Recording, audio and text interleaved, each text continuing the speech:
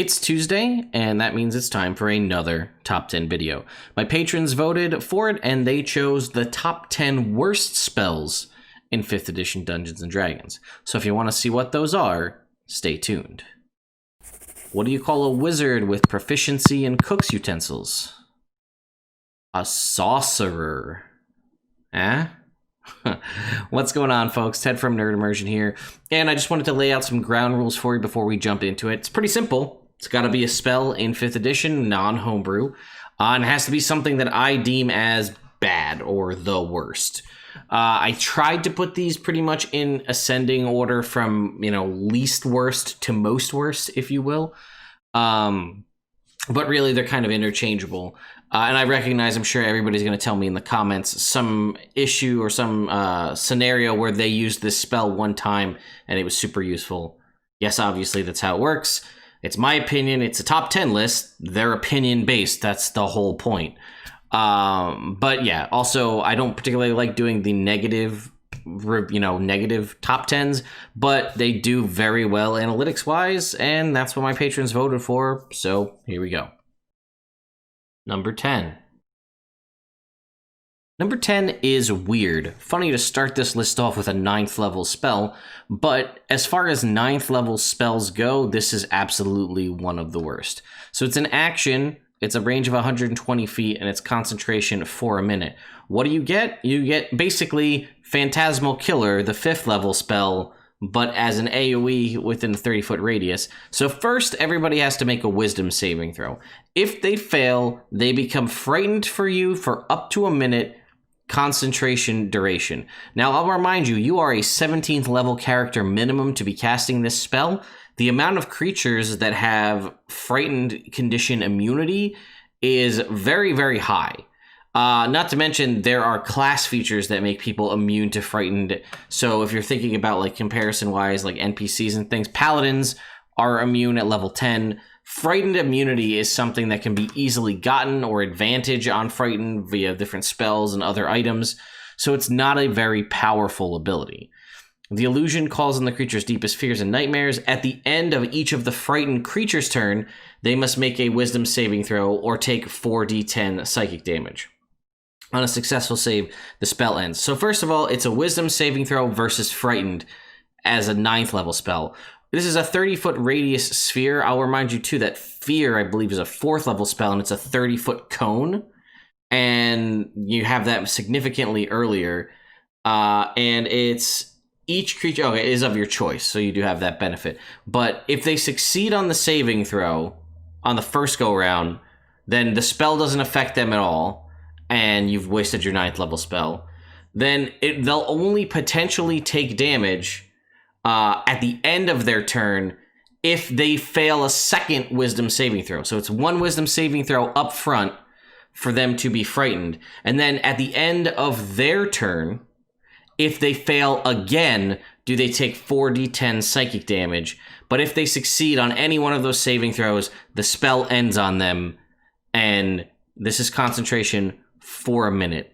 Contrast this to a spell that's also 9th level, let's say Wish, which literally lets you do pretty much anything you want in the game, on top of other things like Foresight and, Mass Heal, ridiculously powerful abilities. This thing is maybe a frightened, you have multiple chances to break out of it and then potentially take no damage. Seems like a waste for a 9th level spell. Number 9. Number 9 is Stoneskin. I feel like I'm going to get a lot of flack for this, but I don't like Stoneskin as a spell, and I think it has several detriments to it, and I'll explain why. So it's a 4th level spell. That's fine. It's an action to use. It's touch, so you can apply it to somebody else, not just yourself. It does have a concentrate or a material component of 100 gold pieces worth of diamond dust that is consumed every time you cast it. So that's not too bad. 100 gold potentially down the game you're playing in may not be that much, but remember, this is 100 gold each time you use the spell. So, I mean, later levels, it's not going to be a huge deal, but again, something to consider. Concentration for 1 hour. So you can only apply this to you or one other person with the exception of things like Twin Spell. And not only that, it gives you resistance to non-magical bludgeoning, piercing, and slashing damage. There are a fair amount of creatures that do have their attacks considered magical. There are a significant amount that don't. So keep that in mind. But it's concentration. So the way I see this is it goes one of two ways. You're going to try to cast this on somebody else for them to go into melee and have resistance to the damage because you're trying to buff them. Well, then you, as the caster, are giving up your concentration slot to provide Stonekin to someone else, or you're casting this on yourself so that you can wade into battle. But if you're wading into battle, you are continually going to be potentially taking damage all the time, giving you more and more increased chances to drop the concentration on this spell. Also, the concentration being an hour is probably a little ridiculous because this seems, at least for the most part, to be a combat-based spell. I mean, the benefit of it being an hour is you could cast it potentially beforehand, but it makes your skin hard as stone. It doesn't necessarily say it makes it visibly hard as stone, so people may not notice that you have stone skin cast on you. But if you're going to be wading into melee, one, potentially you've also locked down your own concentration spell, lessening other good spells you might have access to. But again, like I said, multiple options to be hit and knocked out of it. And the hour duration, if it's a combat spell, is a little long. 10 minutes probably would have been more than enough. A minute, possibly even. But I guess the hour duration is probably to offset the 100 gold piece costs. And you can see who can get access to it here, right? Druid, Ranger, Sorcerer, Wizard, and then a couple of other domains. So again, a sorcerer or a wizard, I doubt you're casting it on yourself. You're probably casting it on someone else, but you also potentially have very powerful concentration spells that you're giving up for that. As a druid, all of your spells are concentration, pretty much all your good spells. So that's going to provide a downside for you. I guess you could cast it and go into wild shape, which is a reasonable thing to do, but that means you're more than likely going to only be doing this as a moon druid. As a ranger, you're not going to get access to this spell till 13th level anyway. And then a couple of the other ones here. So Artificer's kind of its own thing because it's separate. The Paladins, again, any of the Paladins aren't going to get access to this till 13th level. And then Circle of the Mountain Druid, we've already discussed. This is going to be one of your concentration spells, so how often are you going to use it if you're probably not going to be using it and then wild shaping? Again, I'm sure there's going to be a bunch of people telling me how much use they've gotten out of Stoneskin. I've played a lot of characters that I played an Oath of the Ancients Paladin all the way up to level 17 and then a couple one-shots and things like that after the fact. And Stoneskin was never on my list of spells to cast. I had it prepared all the time because it was an Oath spell, but I never used it. And in 6 years of D&D 5e play with hundreds, if not thousands of hours of playtime, I've never seen anybody actually cast it. Number 8. Number 8 is Spare the Dying. In theory, this spell sounds really good, but I feel like it's not, especially because of the classes that get it. So it's an action to use this. It's touch range, so you have to physically touch the person. There's obviously ways to get around that, but they have to have 0 hit points to use it. So mind you, this is one of your cantrips. You are limited in the number of cantrips you can take. So you have to make the conscious choice to take this, and unless you're playing with the Unearthed Arcana rules for the class variants, you can't swap your cantrips out. That creature becomes stable. That's all it does, is if they're at 0 hit points, they become stable and not dying and have no need to make death saving throws. They will still fail death saving throws if they take damage, but they don't need to roll to make them. Which has a benefit and a negative, right? Like I said, they can still fail death saving throws if they take damage, but they don't potentially get that option to roll a natural 20 and pop up to 1 hit point. This also can be, doing this exact thing can be achieved with a DC 10 medicine check. Alternatively, if you have access to a healer's kit, an item that costs 5 gold pieces has 10 uses, and you can use an action to automatically stabilize a creature at 0 hit points. So in theory, anybody with 5 gold pieces can automatically do the exact same thing that Spare the Dying does. The only benefit that I say this does have is I think the Grave Domain Cleric can do this as a bonus action at a range of 30 feet. That's better, Obviously, I think if a sorcerer or someone with a familiar could use this to do it out to range, a sorcerer could quicken this with quicken spell.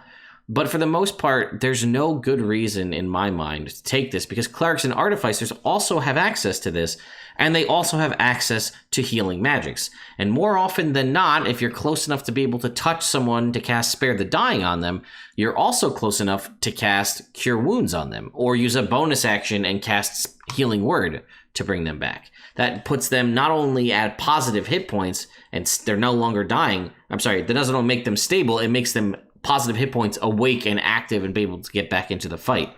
Spare the Dying is something I was big on when I first started playing 5e because I thought it was really good. But then the fact that, again, you could spend 5 gold and basically have 10 castings of Spare the Dying on any character, regardless of their spellcasting abilities, made me really not a huge fan of it. Number 7. Number 7 is Crown of Madness. It's just bad, in my opinion, right? It's a 2nd level spell. It's an action to cast. It does have a long range, which is nice, 120 feet.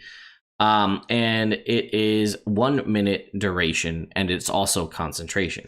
So a humanoid, first of all, limited to humanoid, right? A humanoid of your choice that you can see within range must make a wisdom saving throw, or be charmed for you by the duration.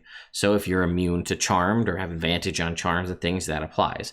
While charmed, a twisted crown of jagged iron appears on their head and madness glows in their eyes. You are not subtly casting this spell. Someone will automatically know they are under the effects of some spell as this jagged crown of iron and glowing eyes appears. The charmed target must use their action before moving on each of their turns to make a melee attack against a creature other than itself that you mentally choose. Again, that means they need to be within melee range of someone that they can attack. That means they need to have a melee weapon or something to do with melee. And then if they don't have a creature within their reach, or you don't choose a target, then they just have their turn as if nothing happened. Then on your subsequent turns, it costs you a whole action to maintain control over the target, or the spell just ends, blowing a 2nd level spell. And if they get to make a wisdom saving throw again at the end of each of their turns, also getting an additional chance to break the spell and end it.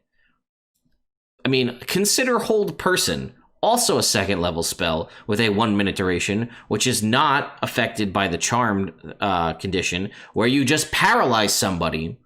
And this doesn't allow you to upcast it either. Hold Person you can upcast to hold multiple people, also only works on humanoids, but you can hold them in place with paralysis, therefore allowing your party to potentially get automatic critical hits. Significantly better. Also consider Suggestion, a 2nd level spell, concentration for 8 hours, and you suggest a course of activity limited to a sentence or two, and magically influence a creature. The range is only 30 feet, but it's any creature as long as they can hear and understand you, not just humanoids.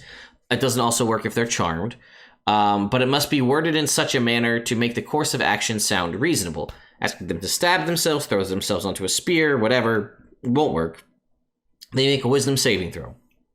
If they fail, they pursue the action you described to the best of their ability, with no continual save. They just do whatever you say.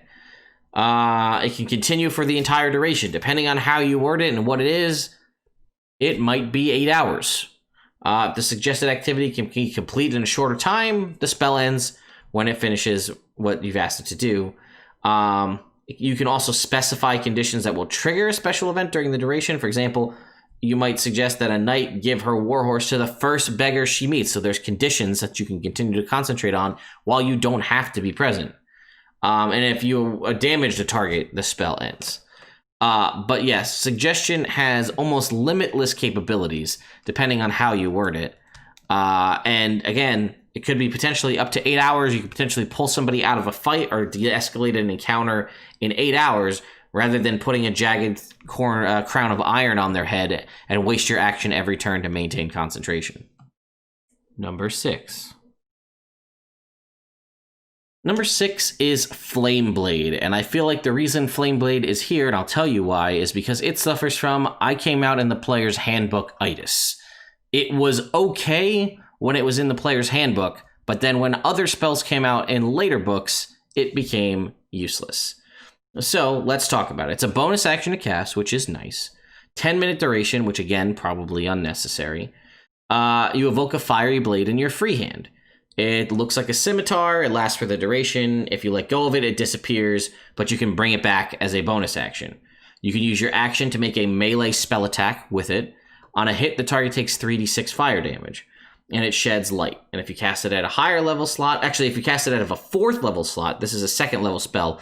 4th level slot, it increases by a d6 for every 2 slots above 2nd level. Consider Shadow Blade, also a 2nd level spell, a 1 bonus action to cast, and a minute concentration. Also does not require a material component, whereas the other one did, so you have to have the action of pulling out a component. You, as a bonus action, you wield a magic sword. It counts as a simple melee weapon with which you are proficient. It deals 2d8 psychic damage on a hit, has the finesse, light, thrown properties, and a range of 20-60. In addition, when you use your sword to attack a target that is in dim light or darkness, you roll with advantage. If you drop the weapon or throw it, it dissipates at the end of the turn. Thereafter, while the spell persists, you can use an bonus action to cause it to reappear in your hand. So, it does 2d8 psychic damage, a highly unresisted type of damage, as opposed to 3d6 fire damage, which was a melee spell attack. Also, Flame Blade only accessible by druids. So a melee spell attack using your wisdom modifier.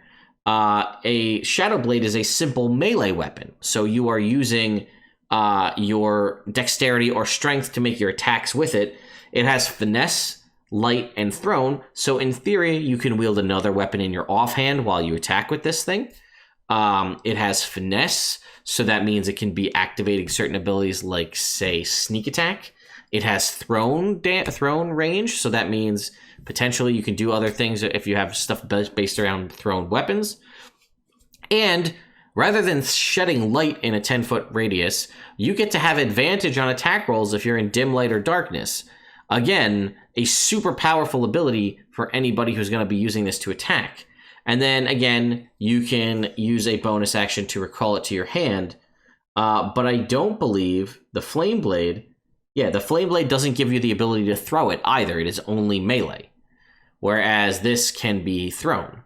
And then the other one was upcast 2 levels higher than it was to deal an extra d6 and then an extra d6 on top of every 2 levels after that. At this one, if you cast it with a 3rd or 4th level, it goes up to 3d8. A 5th or 6th level, 4d8, and a 7th or higher is 5d8. This one can go all the way up, but if you cast it out of a 3rd level slot, you're dealing 3d8 damage. This is also accessible by sorcerers, warlocks, and wizards, which means potentially accessible to also Eldritch Knights and Arcane Tricksters. And yeah, it just outclasses Flame Blade in every possible way. So I feel like Flame Blade needs to be updated because Shadow Blade came out in Xanathar's Guide, which came out much later and it was had more development time behind it. So I think Flame Blade should be updated. I also think we should get a blade spell of every type of damage because I think that would be really cool. Number 5. Number 5 is Mordenkainen's Sword, a spell that I have continually looked over because I forgot that it existed, honestly, and I see why I did so. So it is a 7th level spell, so keep that in mind. I think you'll maybe get 2 of those at high levels, but again, for most people, if you have a 7th level spell, this is going to be the only one you're going to have. It's an action to cast. It has a range of 60 feet and concentration duration for a minute. It also has a 250 gold piece non-consumed expensive material component. You create a sword for the duration of a minute concentration. When the sword appears, it can make a melee attack against a creature of your choice within 5 feet of it. It takes 3d10 damage if it hits. Until the spell ends, you can use your bonus action on each of your turns to move the sword up to 20 feet to a spot you can see and repeat this attack against that same target. So essentially on the first turn, it can make 2 attacks, an action and then a bonus action. And then every turn that you're concentrating on it, you can use it to do a bonus action attack. Consider why it's bad. Consider Big B's Hand. I don't want to get into a Mordenkainen versus Bigby argument here, but this is a spell that is of 2 levels lower. It has a range of 120 feet. It has the same concentration duration. It has other stats behind it. When you make a melee spell attack for the hand, which starts as a +8 to hit, and then it can deal, if it hits using the clenched fist option, 4d8 force damage. This does 3d10 damage as a 7th level spell. This does 48 damage as a 5th level spell. You can also, when you cast the spell and as a bonus action on subsequent turns, you can move the hand 60 feet and have it use one of those effects. So this has 40 additional feet of movement and can still do the consecutive bonus action attacks each turn. It also has all of the other options like Forceful Hand, Grasping Hand, Interposing Hand, and it can also be upcast to increase the damage of Clenched Fist by 2d8. So if you were to cast Clenched Fist at 7, or Bigsby's hands, you use the Clenched Fist at 7th level, you would be dealing, is it 7 with a spell 6th level or higher, the damage goes up by 2. The damage from Grasping Hand by additional. So the way I'm reading that is for each slot above 5th, so that would deal an extra 4d8, so you'd be doing 8d8 force damage at 7th level. I mean, at the very minimum, you'd be doing at least 68 force damage, which again is more than Mordenkainen's sword can do, and you have more range to move it around.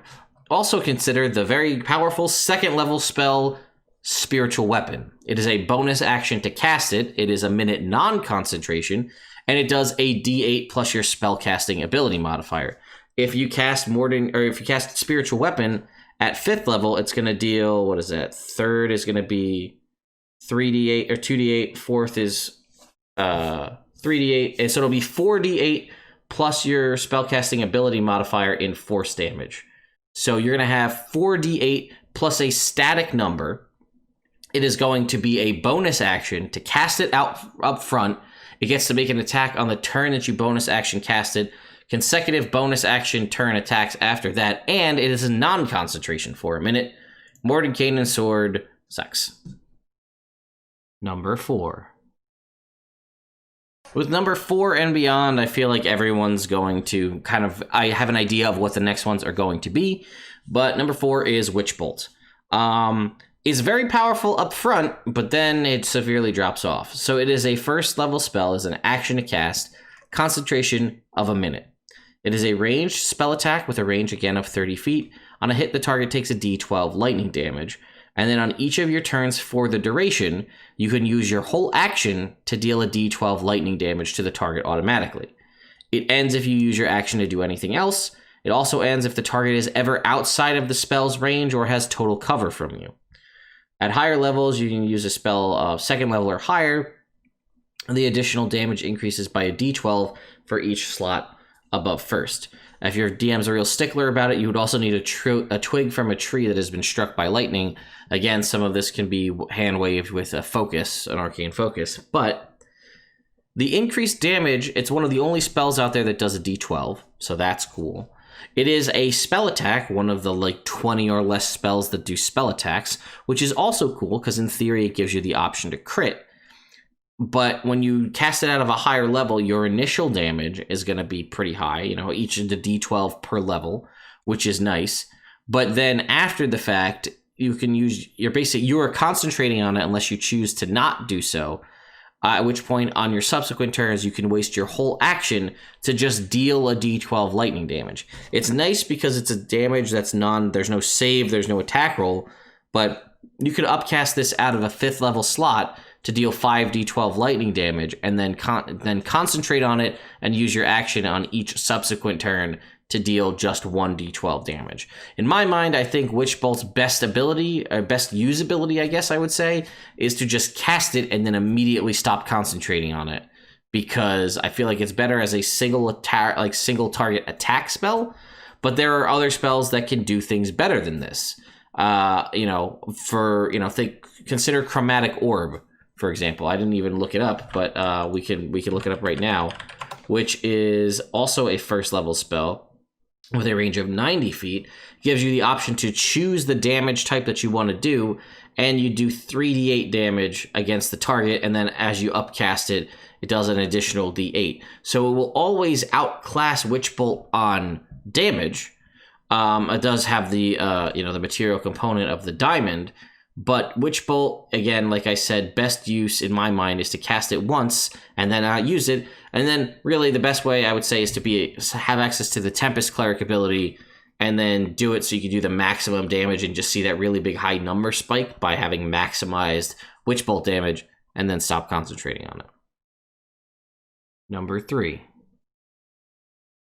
Number 3 is Blade Ward. We're once again talking about cantrips. This is an action that lasts for 1 round.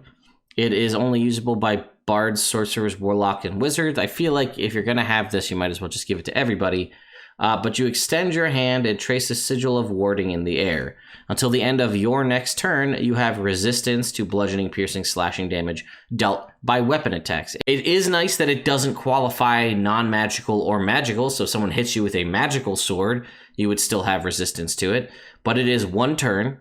It is your whole action to do so, and you have to visibly trace a sigil in the air, so I feel like people are going to have an idea that you are casting a spell to give you some sort of resistance. And again, it does jack shit against elemental damage types, which as you start to get to higher level, I feel like this will quickly drop off. I've heard a lot of people say, well, it's super good on my Eldritch Knight. Well, shouldn't you be attacking as your Eldritch Knight? You know, you're a fighter. You have a whole bunch of attacks. Unless you're doing this as the start of a turn and then action surging to do multiple attacks. I mean, maybe, but realistically, if you just action surged and did attack action twice, maybe you just do enough damage to take the thing down. I don't know. Maybe someone has a really good example of how they used Blade Ward to like save their life or something, but I don't see a ton of use to waste your action to provide you resistance for a turn. I guess it's this turn and the end of your next turn, so anything that happens in between there. But yeah, I feel like more often than not, you have a better use for your action. So I don't really see the benefit of Blade Ward. Number 2. The tried and true target for the worst cantrip and sometimes even the worst spell in the game is good old True Strike. What a horrible nerf from previous editions. 1 action casting time with a range of 30 feet, concentration of 1 round. You point a finger at a target within range.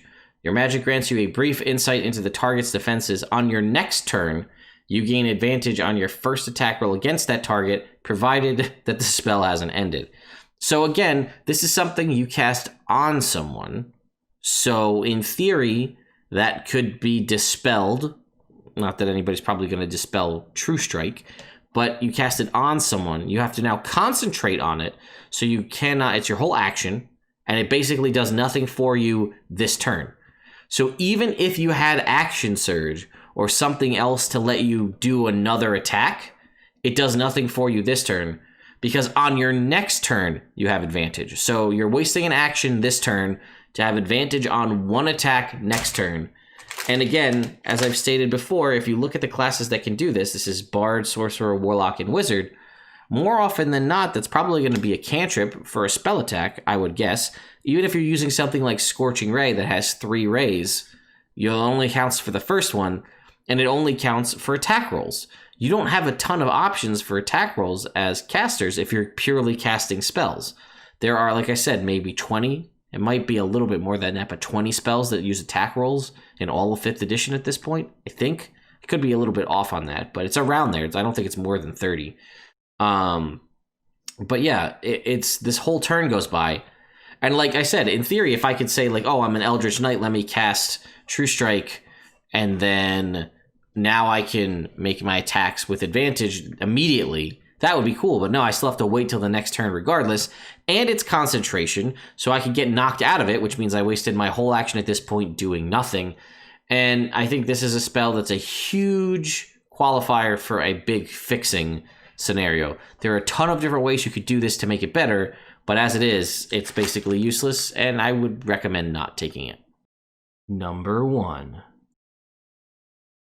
And I'm sure if you hadn't figured it out by True Strike it being number 2, you knew what number 1 was going to be, and that is Find Traps. Man, you want to talk about a waste of a second level spell slot? Well, let's do that. It's one action, so it's your whole action to do this. Probably going to be done outside of combat, realistically. 120-foot radius. Druids, clerics, and rangers have access to this. I feel like this should be like an arcane spell, but whatever, like a sorcerer, warlock, wizard too. So you sense the presence of any trap within range that is within line of sight. So first of all, if there is a door blocking the trap within 120 feet, it is not in line of sight, therefore the spell does not work. If there is, a corner, and it could be right around the corner, but as long as you can't see it, it doesn't work. A trap, for the purpose of this spell, includes anything that would inflict a sudden or unexpected effect you consider harmful or undesirable, which was specifically intended as such by its creator. Okay? Thus, the spell would sense an area affected by the alarm spell.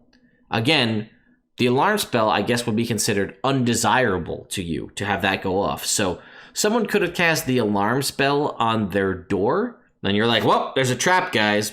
It's not really a trap, but okay. A glyph of warding, which makes sense, it does do damage, or a mechanical pit trap, but it would not reveal a natural weakness in the floor, an unstable ceiling, or a hidden sinkhole. I guess the sinkhole is technically hidden, so it's not in line of sight. The spell merely reveals that a trap is present.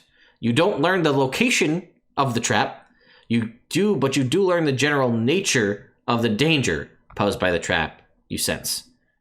Can we just talk about how bad that is? I'm going to spend my action. It has to be a trap that's within line of sight within 120 feet. And I know, a trap is considered, it has to either be harmful or undesirable. There are infinite ways for you to talk about what you could think is undesirable for you, something set somewhere. Like maybe it's a magic mouth. This is probably stretching a little bit, but maybe it's a magic mouth and it talks in a voice that I don't really like. Is that undesirable to me? Well, in theory, maybe. But regardless of semantics of that, I have to be able to see it in line of sight. Okay. That also poses a question: is if it's an invisible trap, is it within line of sight? I guess theory I could see it, but I can't see it because it's invisible. But then all you get to know is there are traps present. I'm going to cast Find Traps, guys. Okay. Well, what did you find out? There are traps. How many? I don't know. Well, where are they? I don't know. Well, what do you know? One of them does fire damage. Maybe one of them does spiky damage. Something in here is undesirable. Thank you for that. Let me cast my 3rd level anime dead and just send my zombie through there instead, and he'll find the traps, and he's way easier than your Find Trap spell. Let me send my conjured animal. Let me send my familiar. I mean, seriously? Let me cast a spell. I mean, like, can you just, like, I feel like this is perfect, like, cartoon or sitcom stuff. Like, okay. Find traps. There's some stuff. That's what I got. Some of them will burn you. Some of them will shock you. Some of them will stab you. There could be 6 of each type. There could be 1 of each type. There could be 3,000 traps within what I can see within 120 feet. But I can't tell you that. Come on now. Really? How hard would it have been to say you can pinpoint the location of these traps? You learn that a trap is present, and you learn the location of all traps within line of sight. I feel like more often than not, when people are doing this, you're in a dungeon and you're either in a room or you're in a hallway. So it's not like you're going to be like out in an open field surrounded by landmines. I mean, maybe, but realistically, if I'm in a long hallway that seems unassuming, I'm going to just probably at an adventure, I'm just going to assume that there's traps there and I'm going to start checking for traps anyway. The only reason I would cast Find Traps is to just be like, maybe there are no traps within line of sight, and this will save me and the party time of rolling consistent checks as we move down this 50-foot hallway that seems completely unassuming. Again, the within line of sight is kind of funky because if something's invisible, is it technically still within line of sight? I don't know. And the fact that it's undesirable too, like it could be pinging, like, guys, there's a trap here, and it's just that somebody cast the alarm spell and it's going to ring a bell real loud. Like, that could be dangerous, but I feel like that's not what I want to find traps for. I want to learn that there's, you know, a slicing blade trap, a pit trap, a punji trap, and then like flame spurts. That's what I want to know. But I don't know. Anyway, this was an interesting trip. One thing I will say is there's not, excuse me, there's not as many spells in 5th edition as there were in previous editions, which is a good thing in that there's not as many bad spells. I feel like if I were to look at 3.5, there are a ton of spells where you're like, well, why does this spell exist when this other spell exists and pretty much does the exact same thing, only better? And that just kind of happens when you have book and option bloat, right? A lot of things continue to grow and you keep making more spells, and maybe one new spell invalidates an older spell, or it's like a slight tweak to an existing spell, and then that means this spell's kind of useless now. I don't know. So that's a good thing about 5th edition. I'll say it was pretty hard to get to 10. I did have a couple others that were like honorable mentions that I didn't really put on this list. One of them was like Skywrite and Illusory Script. They're both very, very situational. And yes, they can be useful, but the fact that Skywrite is a concentration spell kind of felt a little funky to me. But it is a ritual, so I guess it has its uses, and Illusory Script is, again, a very situational spell. But I think Illusory Script is also a ritual, so they kind of got the pass because they're ritual spells. It's probably going to be done by, I assume, the wizard more than anybody else. But yeah, let me know what your top 10 or even just your top 1. What's your least favorite spell in 5th edition? This could be just because you think it's ridiculously underpowered, like kind of what I put on this list, or this could be a spell that you just hate because you're like, oh, it's too good, oh, it's too bad, I hate that my players use it all the time, I hate that my DM uses it all the time. Let me know. I'm curious. Like I said at the start, I don't really like to do these kind of negative videos, but the top 10 worst subclasses video I did a while back was one of the best analytics-wise videos that I've ever done on the channel. And any of the ones where I kind of make a face where I'm looking like upset or angry or disappointed, those videos always seem to automatically do better than any of the videos where I'm like, hey, happy face, smiling, whatever. Because, you know, the internet wants to just hate on things collectively, because that seems to be a thing that people like to jump on that bandwagon when it comes to, you know, RPGs and video games and things like that. So, I don't know. Let me know your thoughts in the comments down below. Again, thank you to my patrons over on Patreon. I really appreciate everything that you all do to continue to support the channel. We are just under 300 subscribers away from 40,000 on YouTube here, which is pretty bananas. I still would love to hit 50,000 by my birthday on July 12th. Do I think that's going to happen? Probably not, just given the timing, but, you know, maybe everybody will surprise me. Also, as a heads up, be sure to check the link in the description below for the D&D Block Party 2020 coming up this weekend on Saturday and Sunday, June 27th and June 28th. I'll be running panels, there'll be actual plays, and a ton of giveaways, all raising money for a good cause. Thank you all so much for watching, and I'll see you next time.